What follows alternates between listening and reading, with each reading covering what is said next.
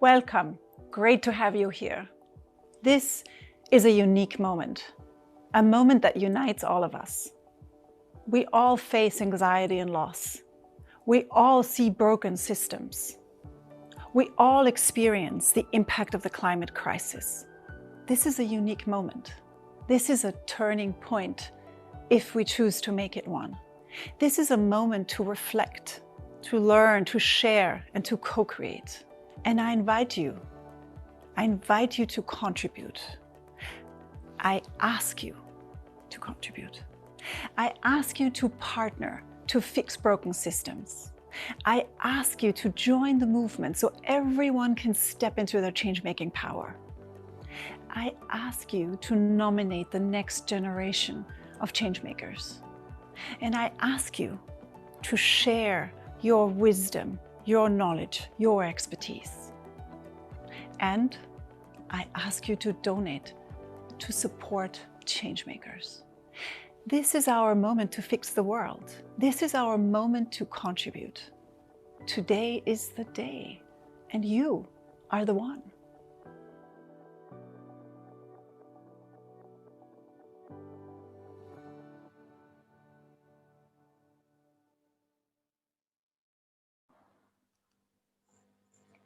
Hello, everyone. Welcome and thank you for joining our session today. As you know, the topic of our session is death and dignity. How can the healthcare systems be transformed to bring dignity and healing to moments of death, loss, and grief? My name is Archana Sinha. I work with Ashoka in South Asia. I lead the Health and Nutrition Initiative. And I also anchor our global partnerships in Asia, which are our partnerships with large corporations and foundations at Ashoka. It is my absolute pleasure to introduce our two panelists here today. We have here Pavel Grabowski. I hope I got that right, Pavel. He's an Ashoka Fellow, and he is a doctor, a specialist in palliative medicine. He graduated from the Faculty of Medicine at Collegium Medicum at the Jagiellonian University in Krakow and completed his postgraduate studies in the management of healthcare institutions at the Warsaw School of Economics. He is also a graduate of the School for Leaders of the Polish-American Freedom Foundation. He has been the author and co-author of multiple scientific publications. And interestingly, he's also written several plays, volumes of poetry, and a book for children, which we look forward to learning more about in our discussion today. He has established and run a rural hospice, which takes care of patients who are terminally ill. He runs it along with his team in the rural areas of Eastern Poland. And he also conducts trainings on replicating his models with healthcare professionals, home carers, children and teenagers. So welcome, Pavel. We also have with us Ashoka Fellow Claudia Ravaldi. Claudia is a psychiatrist, and she is equipping Italy and other European countries with the empathy-based tools that are needed to help parents cope with perinatal loss. Through her organization, Ciao Lopa, she also equips medical professionals, teachers and communities with the tools to address this. She has also published several scientific articles, over 50 if I recall, as well as 5 books on the subject of perinatal loss for parents and professionals, as well as 3 illustrated books for children, which again, we will chat more about in this discussion today. We also have with us as the coordinator for this session, Misha from Ashoka, Poland. Misha will be helping us out with the technical aspects, also with some interpretation work during the session, and generally just keeping things on track. So we're very glad to have him here with us today. Now, before we really get started with questions from the panelists, I would love to get an idea of the diversity and richness of the audience that's joined us for this session today. So you will see in the chat box that there is a link shared with a Mentimeter link, and it has a question. And we would love it if you can just take a few seconds to type the answer to this question by clicking on the link, which is, what is a word? Or 2 words. that capture how you feel about the topic of the session today. The reason we wanted to ask this is that we know that this topic of death and dignity is not something that's really spoken about. And so we wanted to make sure that we understand what are the feelings and perceptions you've showed up with today. Hopefully, we help meet your expectations there. So just take a few seconds and fill out the link. And Misha, I think, is already starting to show us your responses as they start to emerge.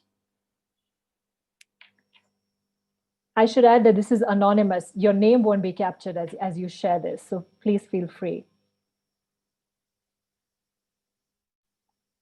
Respect, that's true. I think that's an important element of the work of both Claudia and Pavel that we have joining us today, as well as many other social entrepreneurs in this space.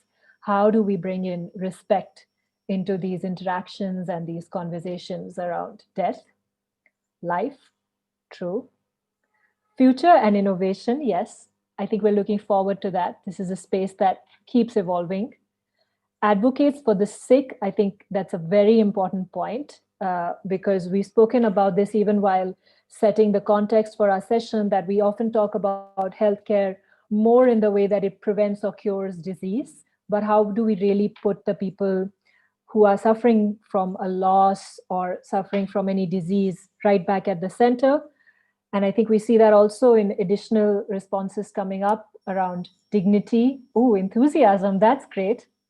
Thank you for showing up with enthusiasm and a grounded discussion for sure. We will speak to real experiences.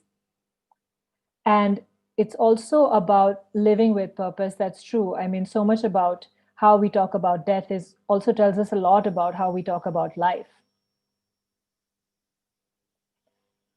I think we'll keep adding to this. And thank you all for sharing that.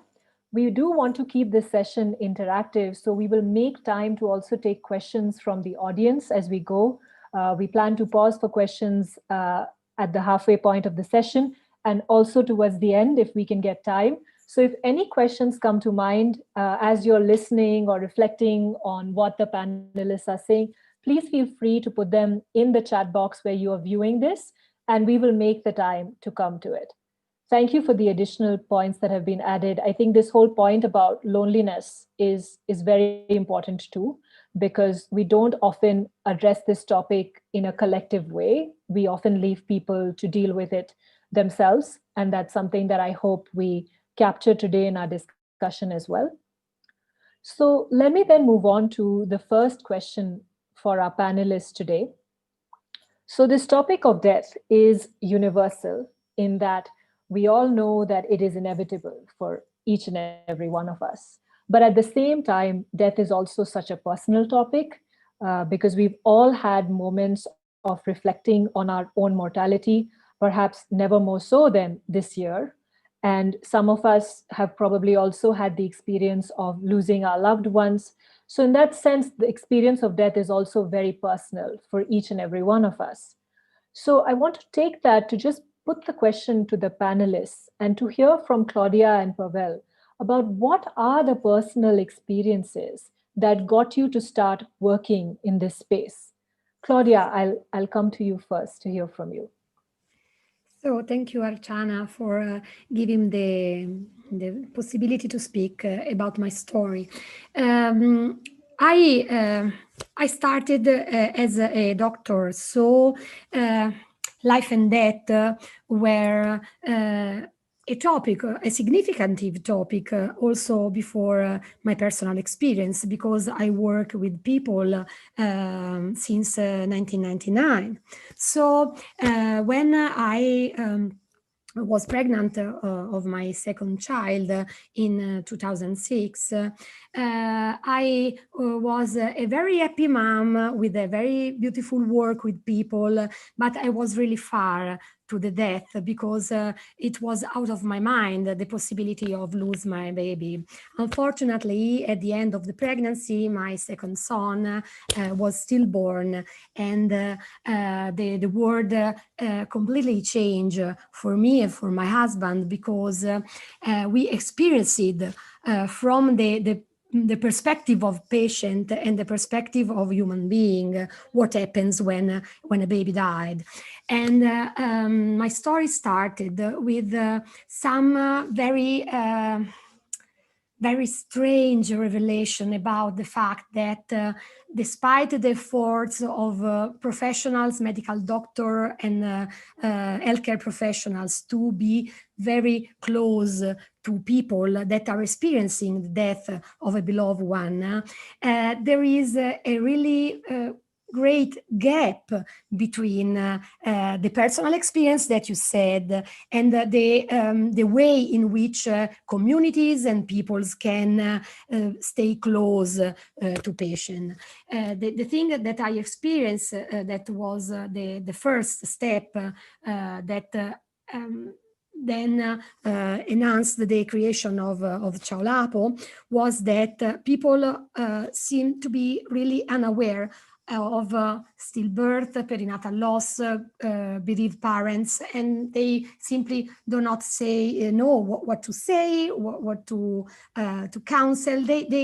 They ask simply to move on, have another baby, and stay very happy to the fact that I have had another baby already. So for in their opinion, it was not a bad situation, my loss, but I feel really overwhelmed by the loss and also by the loneliness. Thank you for sharing that, Claudia. And I think that also addresses the courage with which we wanted to come to this session today, because it's not always easy sharing these stories, but so much of the work that you do is also about bringing these stories out of the shadows. Pavel, I would love to hear from you about your personal experience that brought you to this work. Okay, ladies and gentlemen, my name is Paweł Grabowski. I was born, I live and work in Poland.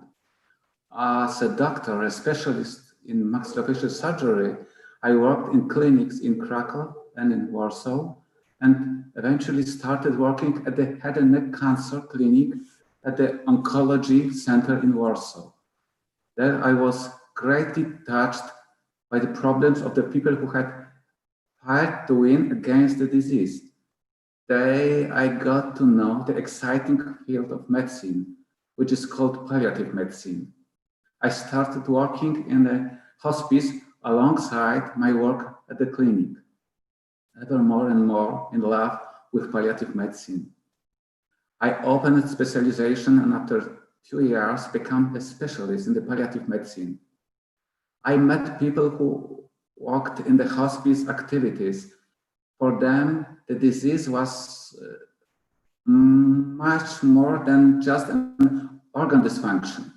I saw that being ill is very strongly rooted in the social context, that it depends not only on pathophysiology and immunology, not only on possibility of obtaining help and support from the available institutions, but also on loved ones, family and friends.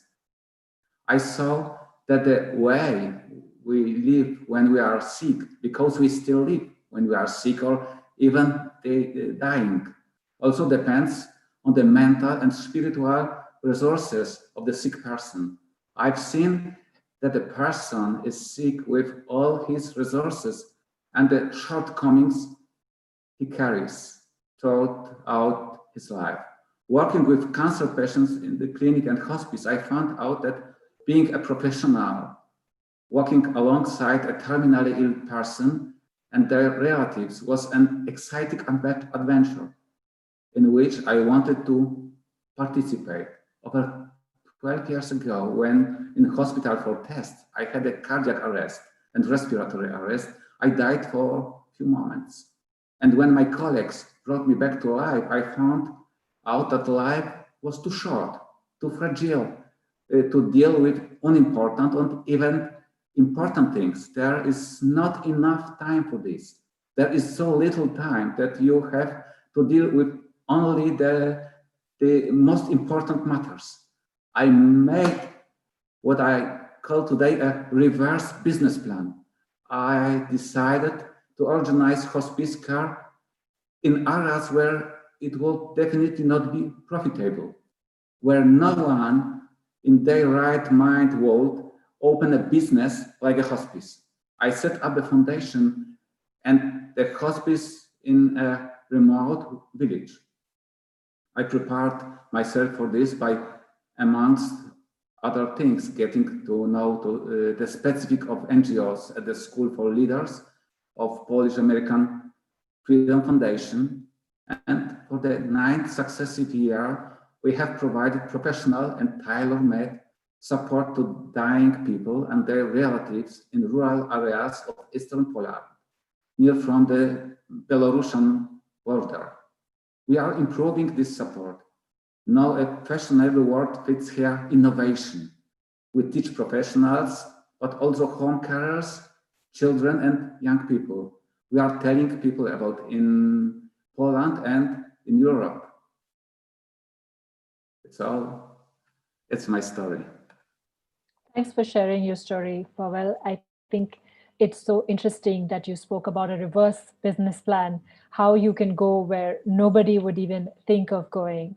And in a way, that's also something we hear about in your work too, Claudia. How do we go speak to people who everybody's just telling them to move on? And it also tells us that there are themes of access in the work that both of you do, in that there are all these assumptions about who should get access to moments of dignity and healing at the time of death and grief. So there's a need to create a space to address these needs physically, mentally, emotionally, spiritually. And I would like to hear from you that what are some assumptions about the kind of access that should be made available that you had to tackle in the course of your work, that you had to work to change? So Pavel, we'll come to you first on this one.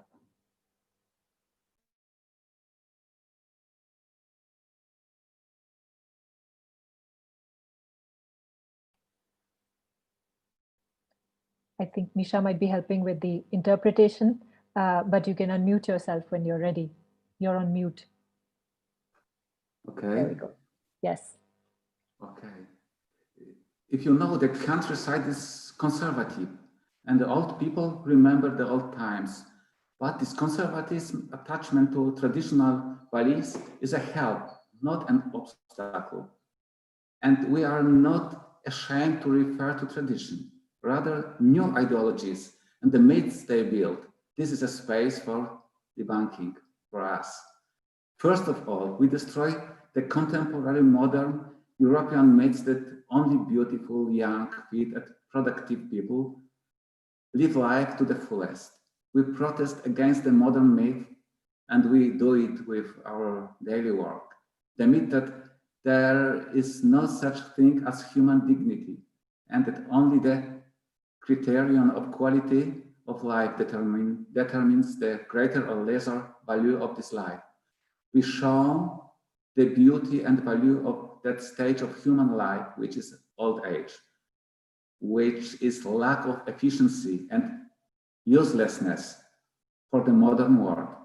We repeat that the degree of development of a civilization is measured by the relationship of that civilization to the weakness members of the community.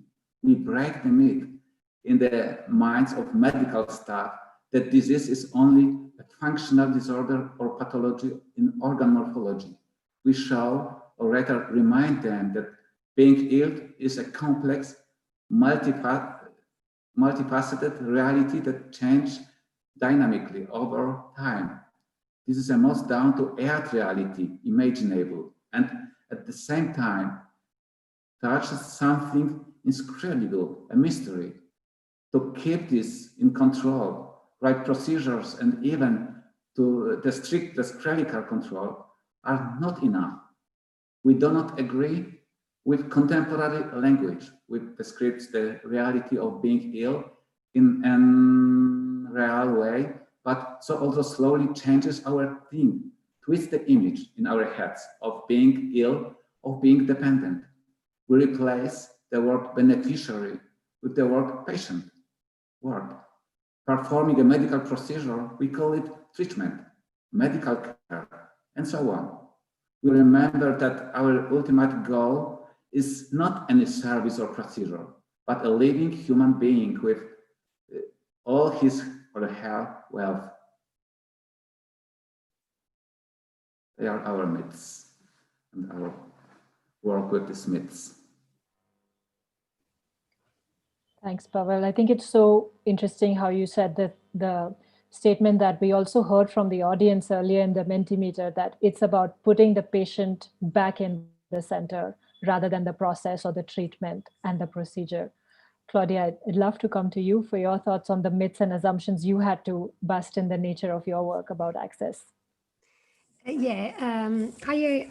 found some similarities with Pavel's story because our efforts is also try to put families in the center of the care, not only of the cure, because obviously we need to use technology, health systems, and try to cure what is curable. But without care, we are not able to give the proper assistance to our bereaved families. For example, one very important challenge for us was that in 2006, but also in these last years, there is a powerful challenge that's related to the fact that we have no words to use when we want to indicate the status of bereaved parents. Because in Italian language, we have a lot of words to describe other losses, but no words to describe what happens when a woman lose a baby. Or a father lose a baby, no words. And without words, the stories remain unspeakable. And if I am not able to discuss about a topic, I can't tell my story. And so, for example, we can have thoughts or opinions, and we can share. I noticed that despite the absence of words, if we open the space of listen, in which parents feel themselves free to share the story, to tell their feelings, their dreams, but also how they feel about this trauma, they can find the words. So it's not true that in our country and in our world we have no any words to describe death and dying with respect and dignity. People are scared about death and dying, and so they forgot to have words. But if you listen to parents, they have a lot of stories to describe warmly and properly their experience, and also to share a lot of things that bereaved parents have in common all over the world, despite the cultural framework and other situations. For example, today is a World Prematurity Day, and over the world we celebrate premature babies that born before 37 weeks. A lot of the babies died very prematurely due to their condition, and we as a parents, we find a lot of similarities in the process of grieving, despite the differences. Stillbirth, perinatal loss, miscarriage are really similar because they have in common the fact that when you desire a baby, when you are prepared to have a baby and the baby go away, you need to work and to look at this experience as your experience, your personal experience that can be shared with all other people all over the world, because it is a core part of care. Without sharing, we are not able to give, to say that the grieving process is going day by day in the process, because you are stuck. That's so true.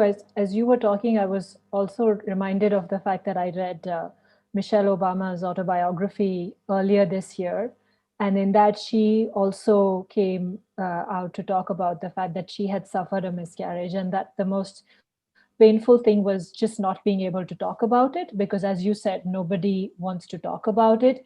And she mentioned how it would be such a different world if parents were able to openly have this conversation, because many people are suffering it, but so Yeah. many people are suffering this alone. I think it speaks to that point of loneliness that Yeah. someone in the audience also mentioned in our poll earlier. So your work is really just breaking down those walls of loneliness of this particular loss, right? Yeah. Because, as you said, very few people end up getting to step out of their own shell and connect with others, even though they are experiencing the same thing. Um, I want to pause for a few minutes here and just check with Misha. Misha, are there some audience questions that you think we could make time for now? I think for the moment, our audience and our attendees are very carefully listening to our fellows. And so far, there hasn't been any question, but we encourage you to still keep on thinking and writing your questions, because we will have several more moments to share those. Absolutely. And just a reminder again to everyone, please feel free to submit more questions in the chat box as they come up for you.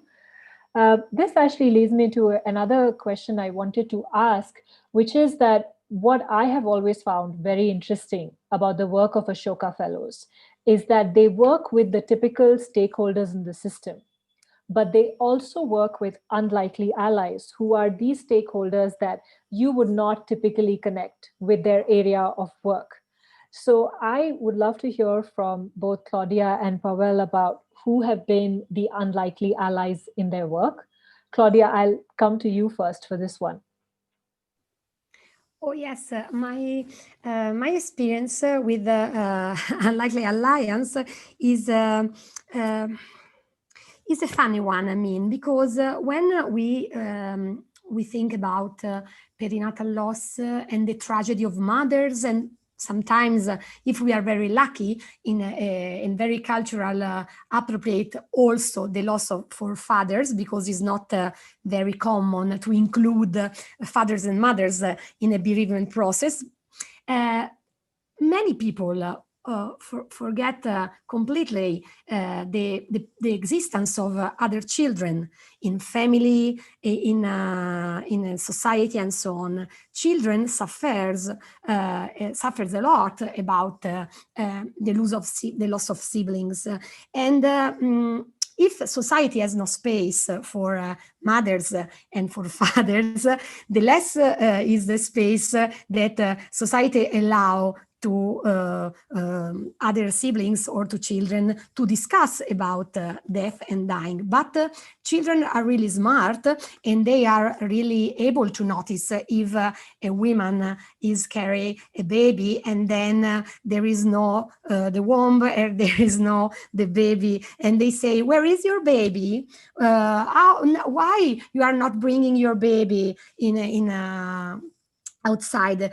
Children are really able to detect the change, but again, if we are not able to give them a framework to discuss openly and with respect of their age, of their feelings, about what they notice, we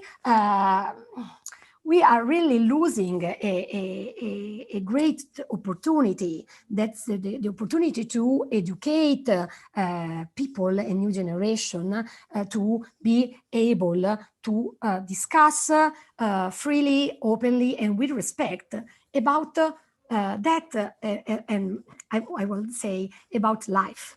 When I lose my second son, I have already a baby that was about quite almost 3, so it was really really young, but it was really smart. And when I described to Giulio, the name of my son, that unfortunately the sibling was dead.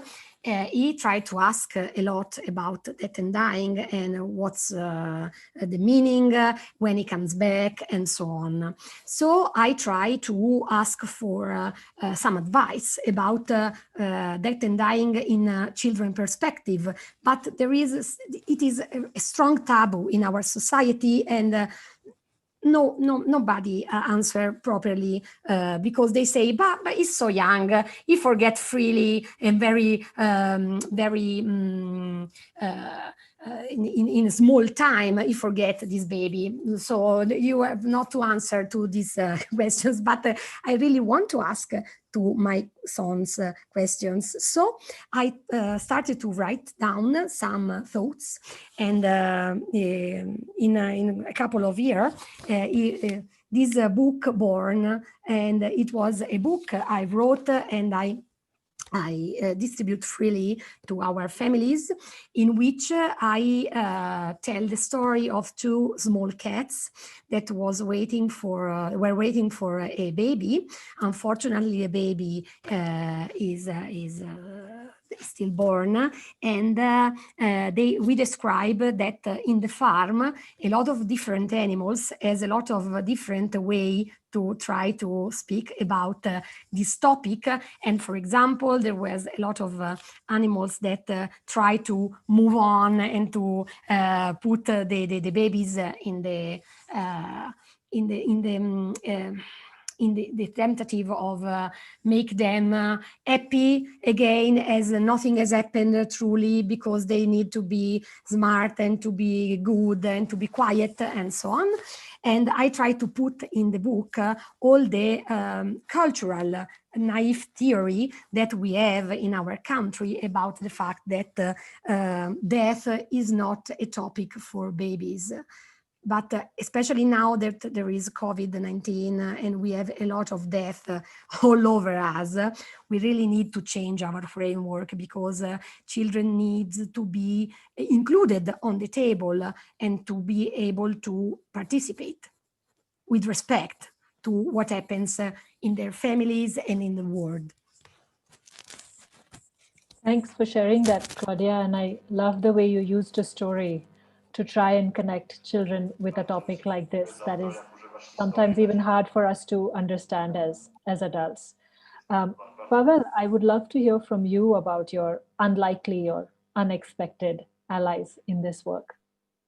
Okay, but firstly, I will briefly tell you about the expected allies. They are relatives, friendships from childhood and youth. This bears fruit to this day from many such people I have support for my activities. A large group of them decided to systematically support my hospice. Unexpected allies. They are patients and their families.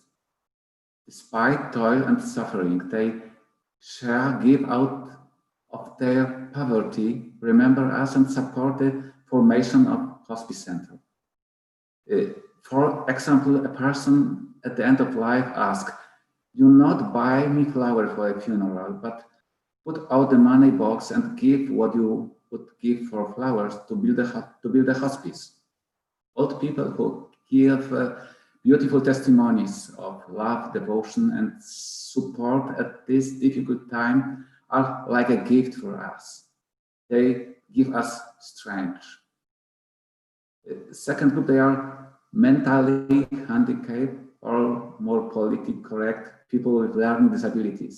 Yeah, they, for example, have performed Christmas carols several times in the homes of our terminally ill or dying patients. They are my inspiration. I would like to hire such people in the future, for example, to work in the garden in new built hospice center. They are the beautiful people. Third group, they are the small children accompanying their dying grandparents, sometimes their parents. If parents do not project their fears onto them, they can teach us a lot. For example, how to accompany with childish simplicity and how to experience breakup and loss. They are the groups for our allies. Thanks, Pavel. I think it's so interesting how both of you in your work have ended up finding a way to engage children as well with a topic like this. It gives us something to think about how much courage and openness we are showing up with in our lives for approaching these conversations as well. I see that we have some questions that have come up in the chat, so I want to just take a couple of minutes to read out a couple of them. So the first one is that, oh, and before that, I do want to mention that in the chat, there's been a lot of resonance about the fact that you're working with children, and people have said that they do really feel the need for that. Claudia, do you want to say something before I pause for questions? Oh, okay. So the question is from Hane. It says, we all will experience loss at some point in our lives, but we do not necessarily experience it at the same time as some of our close loved ones. How do we create a culture where we can all become allies and accompany people in their grief, whether or not we have experienced it ourselves? So, Claudia, maybe we'll just come to you first to get your answer on this. In the meantime, Misha can also help Pavel with interpreting this. It is a very interesting point because, for example, as a psychiatrist and as a psychotraumatologist, I really take in my mind the need to not increase anxiety in people. And so I really think that it is not a communications in a way that everybody in some point of their life, for example, at 6 years old, they need to know the death, dying, and all the processes. It's not about this. But for example, when we look about death and dying in literature, if we look at childhood literature and literature for younger, we know and we notice that there are just present a lot of books in which people are ill or people dying, or for example, in the nature, books that explain very, very well the season rhythm. And so the fact that there is a part of the life in which flowers pop up, another part in which leaf come down, and so on. I mean, if we are able to give to let children to keep in touch with some different experiences. I mean, when I lose Lapo, my son was in a small children group at kindergarten. They were 10 baby, and these have already brother and sisters, and 4 mothers was pregnant as me in the same period, and Giulio was the only one without the sibling. And all the children ask Giulio, where is your brother? So even if they were 3, they were able to notice the differences. And in this situation, for example, in a small community group, if something wrong happens to one of the babies, probably is great that teachers and educators start to discuss with a simple book of stories in which we can stay together and share stories, even if stories are not the same for all the families, because we are all different. But as you say, there are many forms of losses. For example, even the loss of a pet is a very significant loss for a baby and for a children. So it is important to let the space to say, as one very young patient of mine say, teacher, I have something to say during the class at the opening of the lesson. He was 7 at this time. And he say, my grandson died this night, and I'm so sad. it was a powerful declaration. He was 7 years old, and he was able to share with their group class the very worst thing it happens to you, to him in his life. And it was powerful because all the children participated some way. So obviously, we have to consider the context, but we have to consider it with an open mind, trying to include really all the experiences. We have a lot of children that also at a younger age have experienced losses.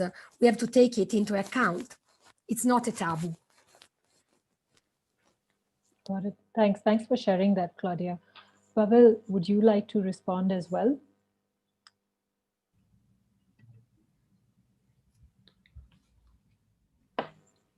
Paweł, czy chciałbyś też odpowiedzieć na to pytanie?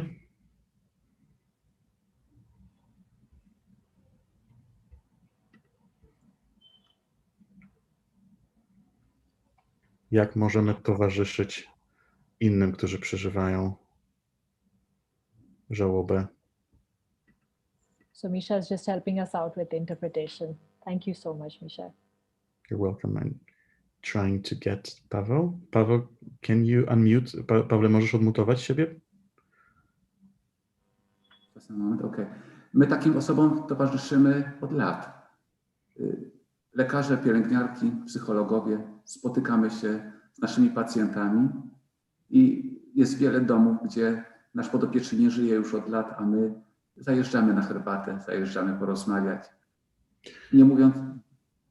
In our foundation, we have we provide this kind of care. We care for those who are living through loss every day. We have teams of doctors and nurses and psychologists. We meet those people at the hospice, but also sometimes the patient has already died several years ago, and we still come and visit that person's family in their home to just drink some proverbial tea and to help and still share and discuss. Rodzina jest także naszym pacjentem. Jest dla nas rzeczą oczywistą, że opiekujemy się nimi także po śmierci. Family is also our patient, and it's clear for us that we take care of family even after the patient's death. Tyle. Got it. I think this was such a powerful question. So I want to make sure I also summarize some of the takeaways.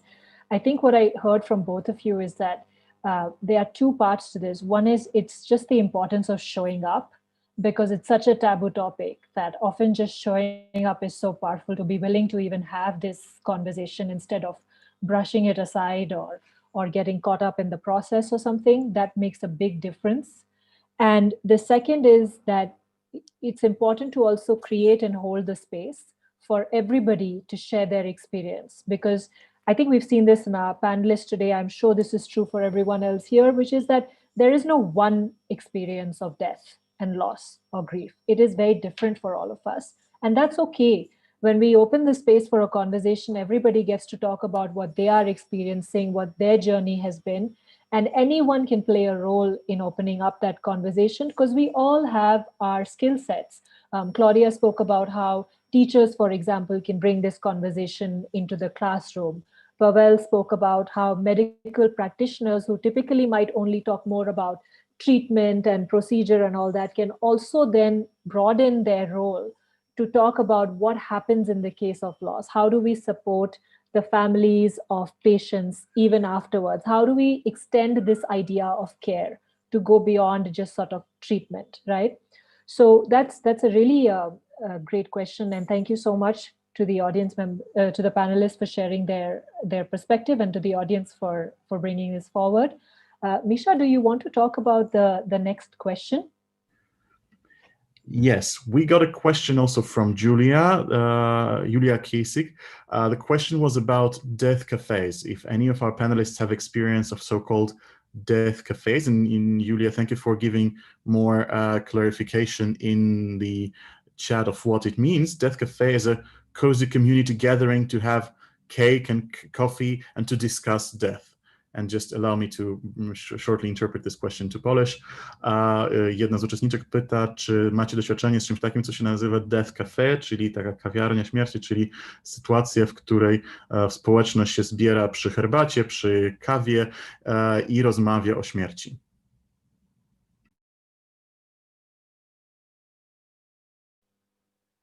Great, Claudia, should we just hear from you first, and then Pavel, should we come to you? Okay, nie mam takiego doświadczenia. We can have you go first. Is unmuted? Yes. It's unmuted. Okay. Yes. Misha, could you translate? Or... Yes. Okay, Pavel, please continue. It will be better. Okay. Yes. Okay. Nie mam takiego doświadczenia. I have not so experience with that cafe. W bardzo wielu domach jest rzeczą naturalną, że rozmawia się o śmierci, że ludzie starzy przygotowują się do śmierci, że mają w szafie przygotowane rzeczy, które chcą zabrać z sobą do trumny, które chcą być ubrani. I ta rozmowa jest czymś naturalnym. Ludzie... It's in many houses, in our areas, in many places, people prepare for death. They want to talk about it. People sometimes have their clothes in which they want to be buried already hanging prepared in their wardrobes. So it's a natural thing for people to want to discuss death. Nie są potrzebne kawiarnie. Rozmawia się w domach, rozmawia się z przyjaciółmi, rozmawia się z lekarzem lub z pielęgniarką. Czasem też przy ciastku oczywiście. And sometimes you don't need cafes. You talk to your friends, you talk to your doctors, you talk to your nurses, and of course there might be tea and cake involved, of course. I think the cake is an important part of it. I do not want of course. underplay the importance of cake. Claudia, thanks for your patience. We'd love to hear from you. Right, it's okay. That cafe is an amazing social experience because people meet together freely and openly in some space, for example, pub or museums or coffee shop, to discuss freely about death and dying. In our country, it's really hard just to think about this possibility, because despite the great efforts we do and a lot of improvement in bringing the death issue is outside the community of bereaved parents. For example, in October, we have the months dedicated to awareness about perinatal loss. So we do a lot of community event and a lot of advocacy event. But nevertheless, when we try to put together for discuss about death and dying, people with the experience and people without, in Italy is really still hard because people who have not had this experience have a sort of, how can I say, they show a lot of respect, but also they really have they feel embarrassment about the fact that this is a very strong topic, and sometimes people are scared about death and dying, but also in front of bereaved parents, they feel a sort of embarrass that that really contribute to make a lot of difficulties in being open in very, very it's difficult to speak about this topic, for example, between bereaved parents and also professionals around the table. Also, if we share a coffee, we tried to share a coffee with the professionals and bereaved parents and to engage some discussions, but they stay really, they stay tense because they are scared to be not respectful. So I mean, in Italy, we have the problem that being respectful sometimes means being very detached. And so being far, and so reducing the possibility to harm. So they say, I stay far because I don't want to harm you. But staying far means sometimes be too far, and so unable to create a relationship. So that cafe now in Italy is very hard to perform. probably in the future. Maybe some of our audience members today will get inspired and host one with their friends and families and communities. I do want to encourage people to still keep putting questions in the chat if you have more, just in case we do manage to make time for that. My question is a little related to what you just said, Claudia, about the fact that this is scary and this is challenging work. It's really such heavy work that you're doing in this sector, and it is also in some way linked to the fact that you have had an own personal experience that you have had to deal with in the process of your work. So I want to ask that while you are continuing to work on this topic, and that's very important, how do you continue to focus on your own health and your own well-being? Because I think there's a lot of trepidation around discussing this as well, right? So how do you take care of your own well-being while working in an area that is sort of so taboo, so heavy? And also, I mean, you're dealing with trauma in some way or another every day. First of all, at the very beginning, 2006 and 2007, I avoid completely to take care of bereaved parents. So I did not give appointments and treat people with the same experience of mine, because I was in my grieving process. And so I really need my space to process, because it's really very dangerous to merge together different experience when you have to help other people. And I started to practice mindfulness.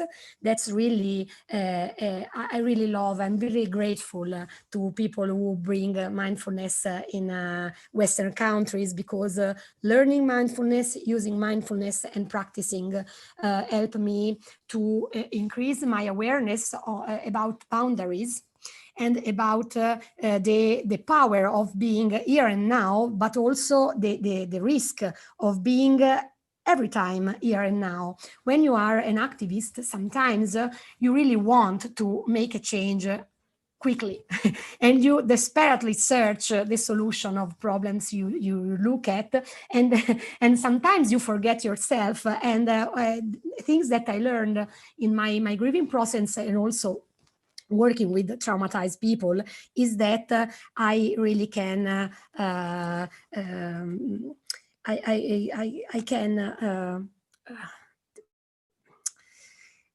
I can help. I can put tea from an empty cup, and I can't say in theory, but stay if I stay not well. So I take time for me. I love walking in the nature. I read a lot, especially literature, baby literature, and wordless picture book.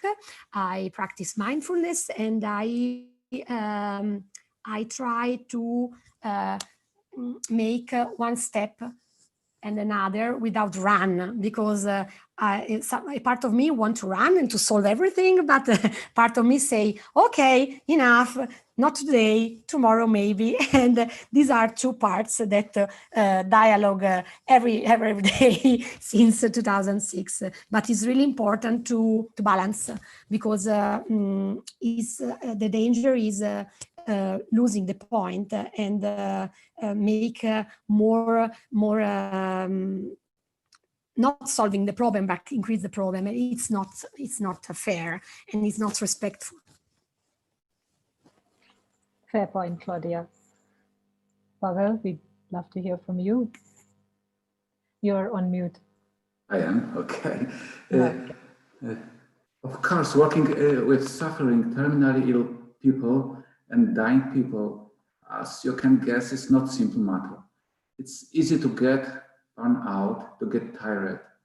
Sometimes I think that's another myth that needs to be fought against. For example, I'm burned out the most by bureaucracy, by the need to adapt to write to unsuitable rules, and not by working with the sick. But of course it is so. You can get burned out. That's why we learn to keep distance under the supervision of professionals. We have meetings with entire team with a couch in our hospice. We have psychologists at our disposal. We learn medical news, improve the professional skills, but also learn to recognize the limits of our capabilities. And we learn to accept them. We also strongly believe that friendship, good relationships, passions, and non-professional interest, they are the things that keep a distance and also prevent professional burnout. Also, they are our methods. Thank you for sharing that. I think themes that I'm hearing both of you talk about is that you have to constantly make sure that you are looking after yourself first and that you don't get so caught up in the problem and addressing it that you start to ignore yourself and you burn out or end up ignoring something that you do need to address. And I'm also hearing about the importance of maintaining connections and a support system in the work that you do. It was really interesting to me how both of you have ended up also channeling your creativity into writing children's books and bringing kids into the conversations. This is something I hear a lot. Oh, I think we might have lost Claudia for a minute. Hopefully she'll join back. But we hear this a lot from people who work on building models, that sometimes it is the creative work that also really helps them get a sort of stress relief and get the time to relax. And it's interesting that your creative outlet went towards involving children. And I talk about this because it's important to reflect on some things that we've heard from both of you during the session today and some larger themes that have emerged, insights that you have shared. And one thing that comes through quite clearly is that both of you in your work have found a space to empower others, and you feel that this is much more impactful than you being the hero of this venture, right? This is something that we have seen in Ashoka's over 40 years experience in electing fellows and working with them, that if you really want to create sustainable social change, then you have to create a space for other people in the community to participate. And that has come through in your work in the way you've brought in, whether it's teachers, community members, medical professionals, children even, and made them a part of this.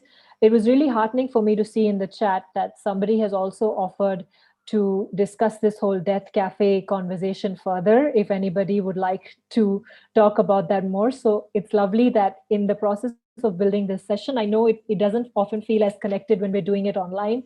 We are still managing to build connections, and I hope we continue to do that. And the other aspect that I wanted to highlight about your work that is so powerful is that you are both working on systems changing solutions, right? You both are looking at the root cause of the problem and addressing that and creating ways for other people to replicate what you've done to be able to spread that to other countries. Both of you are now working in multiple European countries and with sort of transnational bodies to spread the impact of your work. And that really is really something to see and something so powerful about the work of our Ashoka Fellow community. And as you heard Marie Ringler say in the video that we showed at the beginning of the session, we believe that now is the time to act. And we think that Ashoka is well positioned to make all of your contributions matter and get involved. So please see this session today as not an end in itself. It's really part of a journey that we'd like you to take with us. Consider donating if you have resources. Talk to us in the Ashoka booth. If you see an opportunity on Swapcard to start a partnership with us, we have that option there. You'll also see a nomination button on Swapcard on the top banner where you can nominate Ashoka Fellows, help us find more amazing people like Claudia and Pavel that we can add to our network. And welcome back, Claudia. We're just in the process of wrapping up. And thanks to the both of you, and thanks to Misha, and thanks to everyone else who has joined us today and been part of our conversation. And we hope that you will continue this in the chat that we have in the main room. Please don't see the end of this session as the end of your engagement with us. We would love to continue hearing from you and having you be part of our community. So we will head back now into the main room in about half a minute. But I hope you enjoyed the conversation today and that it opened new possibilities for you.